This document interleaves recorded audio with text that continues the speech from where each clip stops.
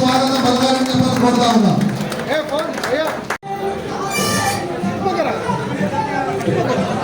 మధ్య మధ్యలో గ్యాప్ లో పెట్టే పర్లేదు, మళ్ళీ మంది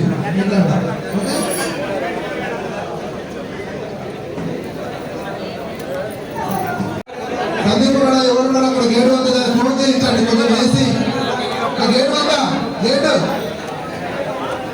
ఏసీ కంట్రోల్ సోషల్ మీడియా వాడేస్తుంది. మనం కొంచెం వెనకాల ఉంది. ఇప్పుడు మన నియోజకవర్గంలో సోషల్ మీడియా కొంచెం వెనక ఉంది. ప్రజలకు మనం జస్ట్ మన కాంగ్రెస్ పార్టీ ఏదైతే పథకాలు పెట్టినో అది ఫుల్ గా ప్రజలకు మనం రీచ్ చేయలేకపోతున్నాం.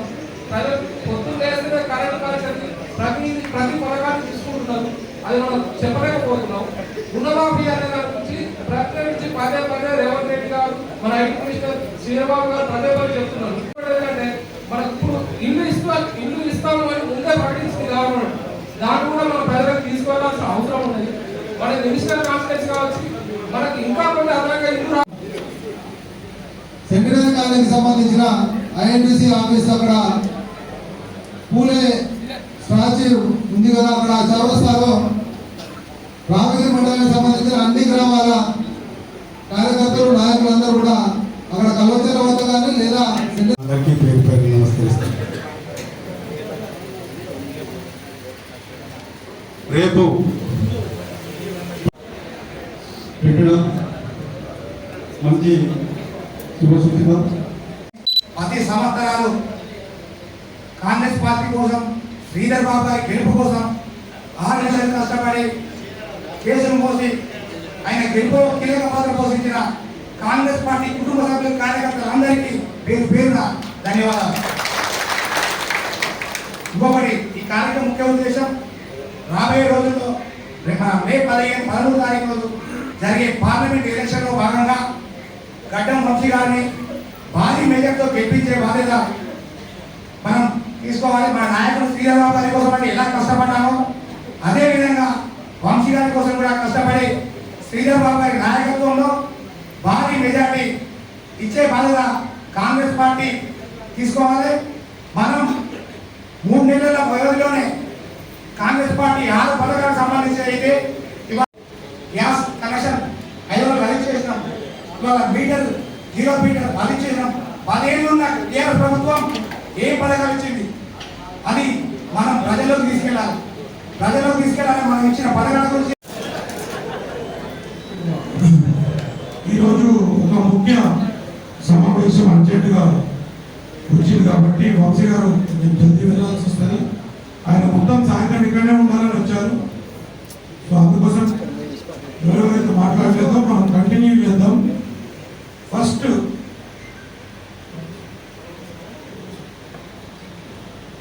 ఈ ప్రోటోకాల్ వెళ్ళి పోవాలంటే నాకు ఆలోచన వచ్చింది. పక్కాలు ఇస్తున్నాను ఇక దీని తర్వాత లొల్లి ఉంటుంది. ఎవరికి ఏమిటి కింద అవసరం అంటే ఇక దీనికి లొల్లి ఉంటుంది. ఇక దీని తర్వాత మన మాజీ ఎంపీ గారు బీజేపీలో జాయిన్ అయినట్టున్నారు. అందు గురించి కొంచెం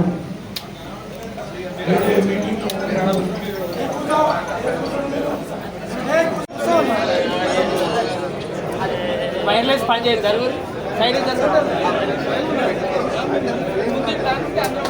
దీని తర్వాత రామగిరిలో ప్రోటోకాల్ ఇష్యూ కింద వస్తే ఇది ఇంకా కింద కూర్చుంటే కింద ఫ్లోర్ లో కూర్చొని మాట్లాడుతుంది. తర్వాత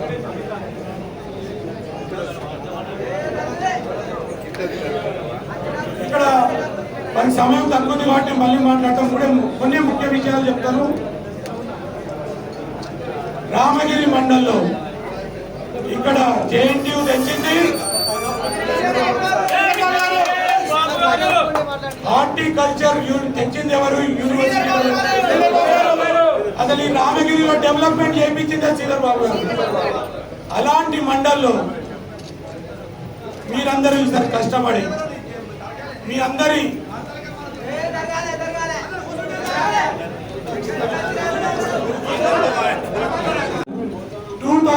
18లో కసితో పనిచేశారు.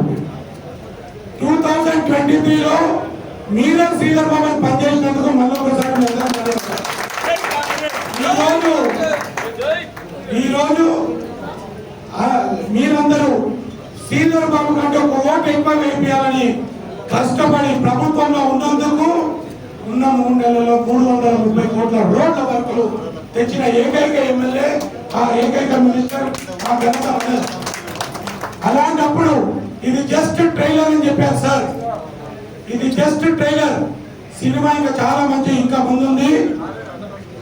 ఈ కాన్స్టిట్యున్సీని కనీ విని ఎరగని రీతిలో ఎంత చేయాలో అంత ప్రయత్నం చేస్తామని మినిస్టర్ గారు ఇచ్చారు. అంతే చిత్తశుద్ధితో మీ అందరికీ పనులు చేసేందుకు నేను ప్రమాణం చేస్తున్నా. మీ అందరికి పనులు చేసేందుకు అందుకోసం వంశీ గారికి మాకు వచ్చిన శ్రీధర్ బాబు గారికి వేసిన ఓట్ల కంటే ఎక్కువ ఓట్లు వచ్చే బాధ్యత శ్రీధర్ బాబు గారి మీద, నా మీద, మా లీడర్లందరి మీద, మీ అందరి మీద ఉందని మీరు అదే చిత్తశుద్ధితోని అదే రెస్పాన్సిబిలిటీతోని చేపించి అదే బాధ్యత తీసుకొని చేస్తామని ప్రమాణం చేయాలి. ఇక విషయాలు వస్తే మీరు మనం చూశారు అటు 4 మండళ్ళు ఎప్పుడంటారు అవి మా మండలని, ఇవి కూడా మా మండలే. ఈ అన్ని మండళ్ళు మావే. ఈసారి చూపెట్టాము. మళ్ళొకసారి ఒక రామగిరి కూడా ఒక కాటారమే, ఒక కమాన్పూర్ కూడా ఒక కాటారమే, ఒక మంత్రిముత్తరం కూడా కాటారమే, మంతరి కూడా కాటారమే, పాలకుర్తిలో 4 విలేజ్ కూడా కాటారమే. సో మీరు అలాంటి భావాలు పెట్టుకోకుండా అంతకంటే ఎక్కువ కష్టపడతా బాధ్యత ఉండదు మన మీద. మీరందరూ గెలిపించినందుకు 5 సార్లు గెలిపించారు. ఒక చిన్న మాట, ఒక భార్య భర్తలు ఇవాళ 10 ఏళ్ళు ఒకటేసారి 10% ఉంటే మీకు మా మీద ఉన్న ప్రేమ 90%. అందుకోసం ఈ జన్మకి వచ్చే జన్మ కూడా మీకు రుణపడి ఉంటామని మీ అందరికి మనవి చేస్తున్నాం. అలాగే ఈ రోజు మన ముందర ఉన్నది కాకా గారి మనమడు. ఆ కుటుంబాన్ని కూడా మనము ఎన్నిసార్లు గెలిపించాము. యంగ్ లీడర్ ఎంపీగా ఫస్ట్ టైం చూస్తున్నారు. మనం ఇలాంటి వాళ్ళని గెలిపించుకున్నాం. తర్వాత మీకు ఏ పనులు కావాలన్నా నేను బాధ్యత వహించి అప్పుడు వంశీ గారిని బ్రతిమలాడదా చేపిస్తానని చెప్తున్నాను. ఇవాళ గట్టిగా డిమాండ్ చేయవచ్చు వంశీ రా అని వస్తారు. అప్పుడు మీరు దయచేసి చేయండి అని అడుగుతూ కూడా చేస్తారని నాకు నమ్మకం ఉంది. మాట ఇచ్చారు, చేస్తారు. సో ఈరోజు ఎక్కువసేపు మళ్ళీ వచ్చినా మాట్లాడుకుందాం, అందరం మాట్లాడుతాం. కానీ ప్రతి ఒక్క కార్యకర్త ఇది శ్రీధర్ బాబు గారి ఎలక్షన్ అని అనుకొని చేస్తే మేము సంతోషిస్తాం, చేయాలని మా ఒక ప్రార్థన మీ అందరితో. ఇంకొక విషయము, అందరు నన్ను ఎంపీగా చూడాలనుకున్నారు. మీ అందరికి అర్థమవుతుంది. నేను ఎంపీగా ముందు మీకు పని చేసేటోళ్ళు, మీ అందరికి పని చేయాలనే దేవుడు అట్లా కోరి ఇక్కడ ఉండాలన్నాడు. వంశీ గారిని గెలిపించాలనే కావచ్చు. ఇవన్నీ వంశీ గారికి చెప్తున్నా. నీకోసమే దేవుడు మమ్మల్ని ఎంపీ టికెట్ ఇవ్వలేదు. సో ఒక 10 years బ్యాక్ నేను వంశీ కలిసి ప్రచారం చేశాం. వంశీ గారు సో ఆ ఫోటోలు చూపెడతాము. ఈసారి విన్నింగ్ కాంబినేషన్ కావాలి. నేను మా అన్నయ్య గురించి చేశాను, ఆయన వాళ్ళ ఫాదర్ గురించి చేశానప్పుడు. ఈసారి నేను వంశీ గారి గురించి వచ్చాం కాబట్టి వంశీ గారు వాళ్ళ తాత పేరు నిలబెట్టాలి, ఆయన పెద్ద లీడర్ కావాలని కోరుకుంటూ మీరందరూ ఎంత ఎక్కువ కష్టపడితే అంతకంటే ఎక్కువ రుణపడి ఉంటారు. ఏ లీడర్ ప్లేసులలో తక్కువ ఓట్లు వస్తే మీకు నా సంగతి తెలుసు, లెక్కలు అయితే నాకు వస్తాయి, అదైతే పక్క. ఇంకొక చిన్న విషయం చెప్తాం అనుకున్నా. అందరూ లక్ష్మణుడు ఇవన్నీ అంటున్నారు. ఈ గొప్పలు కాదు, మాట ఇచ్చాము చేస్తాం. మా నాన్నగారి ఆశయాలు నిలబెట్టేందుకు మా అన్నయ్య రోజుకి 20 గంటలు పనిచేస్తాను. నేనన్నా తక్కువ పని చేస్తాను, ఒక 18 గంటలే పని చేస్తాను. ఒక దాంట్లో 3 గంటలు తిరుగుతుంటాం. ఎందుకంటే రోజుకి 8,000 ఫోన్లు వస్తుంటే అప్పుడప్పుడు అవుతుంటాయి. ఆ తిట్లు కొంచెం తక్కువ చేసుకోనికే ఒక సౌమ్యుడు చాలా సాఫ్ట్ మూల్యాన్ని పెట్టినాడు. ఫోన్లు నేనే లేపితే పనులు అవ్వట్లేదు కాబట్టి అప్పుడప్పుడు ఆయన లేపితే మీరు ఏమనుకోకుండా మీ పనులు ఒక్కటి.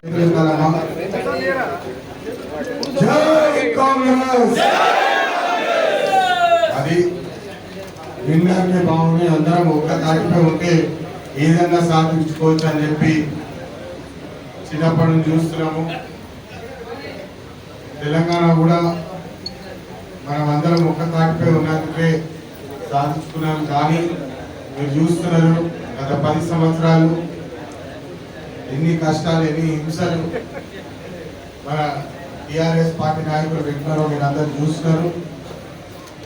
గత 10 సంవత్సరాల క్రితం కాంగ్రెస్ హయాంలోనే చేసిన అభివృద్ధి ఇప్పటికీ అందరూ అదే గుర్తు చేసుకుంటున్నారని చెప్పి సంతోషంగా మీ అందరూ చెప్తున్నారు. ఎందుకంటే తెలంగాణ వస్తే మన జీవితాలు మారుతాయి, మన బతుకులు మారుతాయి అని చెప్పి గట్టిగా నమ్మి తెలంగాణ తెచ్చుకున్నాము. 1500 మంది ప్రాణ బలిదానం మీద కుర్చీ వేసుకొని కూర్చున్నాడు కేసీఆర్ గారు, అప్పుడు టీఆర్ఎస్ నాయకులు. కానీ మీరందరూ చూస్తున్నారు 10 సంవత్సరాల తర్వాత కూడా తెలంగాణ ఒక కన్నీటి తెలంగాణ తయారైందని చెప్పి మీ అందరూ గమనిస్తున్నారు. రైతుల కన్నీరు, నిరుద్యోగుల కన్నీరు, ఆత్మహత్యల గురించి ఎన్నో రైతులు ఆత్మహత్యలు కూడా చేసుకున్నారని చెప్పి మీ అందరూ ఒకసారి గుర్తు చేసుకున్నారు. మీరందరూ చూస్తున్నారు గత 4 నెలల క్రితం ఏదైతే ఎన్నికలు అయినాయో మీరందరూ టీఆర్ఎస్ పార్టీకి ఒక గట్టి చెప్పదెబ్బ కొట్టిన పని చేసినారు. అహంకారము అభివృద్ధి మధ్యలయ్యే పోరాటానికి తెలంగాణ రాష్ట్ర ప్రజలందరూ అభివృద్ధి కోరుకున్నారని చెప్పి మీ అందరు చూస్తున్నారు. దానికి చాలా సంతోషం. ఎందుకంటే ప్రజాసేవ చేసే నాయకులు ఒక రకంగా ఉంటారు, దౌర్జన్యం దోపిడీ చేసే నాయకులు ఒక రకంగా ఉంటారని చెప్పి స్పష్టంగా తెలుస్తుంది. ఇప్పుడు గత 10 సంవత్సరాల్లో తెలంగాణ రాష్ట్రాన్ని అప్పుల పాలు రాష్ట్రాన్ని చేసి ఒక 6 లక్షల కోట్లు అప్పుల పాలు చేసిన టీఆర్ఎస్ పార్టీ నాయకులందరినీ మీరు ఈరోజు గుర్తించాలి. 70 సంవత్సరాల నుంచి ఈ ప్రాంతానికి కాక గారికి ఉన్న అనుబంధము ఈ సందర్భంగా గుర్తు చేస్తున్నాను. ఎందుకంటే చాలా మంది యువకులు నన్ను వచ్చి అడుగుతారు, మన కాంగ్రెస్ ప్రభుత్వం వస్తే మాకు పెన్షన్ రాదు కదన్నా, మన పెన్షన్ రాదు కదన్నా అని చెప్పి టీఆర్ఎస్ పార్టీ నాయకులు తప్పుడు ప్రచారం చేసి చెప్తున్నారు. దీని గురించి ఏం చెప్తారని చెప్పి నన్ను అడుగుతుంటే చెప్పడం నా బాధ్యత. ఎందుకంటే అప్పట్లో కాంగ్రెస్ పార్టీ హయాంలో, కాకా గారి హయాంలో, శ్రీపతిరావు గారి హయాంలోనే మన రేషన్ కార్డ్స్ కానివ్వండి, మన పెన్షన్ సిస్టమ్స్ కానివ్వండి, అనేక అభివృద్ధి కార్యక్రమాలు అప్పుడు కాంగ్రెస్ పార్టీ హయాంలోనే జరిగినాయని చెప్పి నేను అందరికీ ఒకసారి గుర్తు చేస్తున్నాను. ఈ ముఖ్యమైన సమావేశంలో గౌరవ కీర్తిశేషులు శ్రీపతిరావు గారిని కూడా గుర్తు చేసుకోవడం చాలా అవసరం. ఎందుకంటే ఒక సర్పంచ్ స్థాయి నుంచి స్పీకర్ స్థాయికి ఎదిగిన నాయకులు మన గౌరవ కీర్తిశేషులు శ్రీపతిరావు గారు అని చెప్పి ఎందుకంటే ఎన్ని కష్టాలు వచ్చినా వాటిని ఎదుర్కొని మీ అందరికీ తెలుసు. మన మీటింగ్కే ఇప్పుడు కొన్ని కష్టాలు వచ్చినాయి. అప్పట్లో ఉమ్మడి ఆంధ్రప్రదేశ్లో ఎన్ని కష్టాలు వచ్చినా ఎదుర్కొని తెలంగాణ అభివృద్ధి కోసం కంకరం కట్టుకొని తెలంగాణ సాధించుకున్నాము. కానీ మీరందరూ చూస్తున్నారు టీఆర్ఎస్ పార్టీ నాయకులు ఉద్యోగాల కోసం కూడా నెలకి 20,000 ఉద్యోగం జీతం, 20,000 జీతాన్ని కూడా 5 లక్షలు 10 లక్షలు తీసుకున్న ఘనత టీఆర్ఎస్ పార్టీ నాయకులు అని చెప్పి మీరు గుర్తించారు.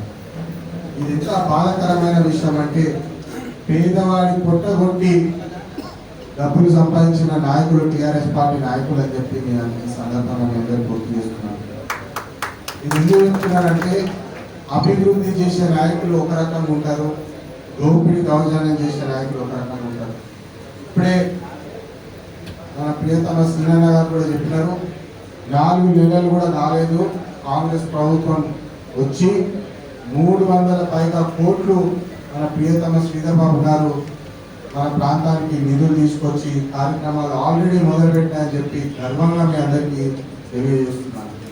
వచ్చేటప్పుడు మనం వచ్చే రోడ్డు కూడా ఇది 4 లేన్ రోడ్డు. కాంగ్రెస్ ప్రభుత్వం వచ్చినాకనే ఇమ్మీడియట్లీ మంత్రివర్గంలో దీన్ని శాంక్షన్ చేసి పని కూడా ఆల్రెడీ స్టార్ట్ అయిపోయిందని చెప్పి గర్వంగా మేము డిస్కస్ కూడా చేసుకుంటున్నాం. ఇది ఎందుకు చెప్తున్నామంటే మనం అందరికీ ఒక మంచి అవకాశం వచ్చింది. ఎట్లయితే మన రాష్ట్రంలో నియంత్రిత పాలన టిఆర్ఎస్ పార్టీ చేసినారో దేశవ్యాప్తంగా బీజేపీ పార్టీ కూడా ఇస్తారు. జై కాంగ్రెస్.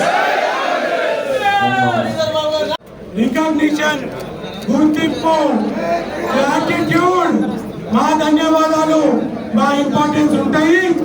మీరు చింతించి అసలు మీరు దాని గురించి వరి అయ్యే అవసరం లేదు, మీరు చింతించే అవసరమే లేదు. మీరు బీ రెస్ట్ అష్యూర్డ్. మాతోని 9.5 ఏళ్ళు ఉన్న వాళ్ళకి ఎప్పుడైనా టాప్ ప్రయారిటీ ఉంటుందని మళ్ళొకసారి ప్రామిస్ చేస్తున్నాను.